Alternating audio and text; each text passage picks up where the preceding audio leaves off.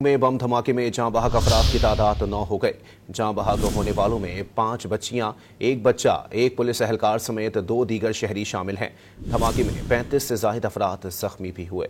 ضلع مستونگ میں دہشت گردوں نے سول اسپتال چوک پر اسکول کے قریب کھڑی پولیس موبائل کو نشانہ بنایا۔ دھماکے کی زد میں اسکول کی وین بھی آ گئی۔ شہید بچوں کی عمریں 5 سے 10 سال کے درمیان ہیں۔ کمشنر قلعہ ڈویژن نعیم بارزئی نے بتایا کہ 6 زخمیوں کی حالت تشویشناک ہے۔ SDPO کے مطابق دھماکہ خیز مواد موٹر سائیکل میں نصب اور ریموٹ کنٹرول تھا۔ دھماکے کا مقدمہ CTD تھانہ مستونگ میں SHO سٹی کی مدیریت میں درج کیا گیا۔ مقدمے میں انسداد دہشت گردی، قتل، اقدام قتل، 7ATA اور دیگر دفعات شامل ہیں۔ مستونگ دھماکے میں شہید پولیس اہلکار محمد حفیظ ٹومکی کی نماز جنازہ پولیس لائن کوئٹہ میں ادا کر دی گئی۔ نماز جنازہ میں IG پولیس بلوچستان معظم جاں انصاری سمیت دیگر اعلیٰ سرکاری حکام بھی شریک تھے۔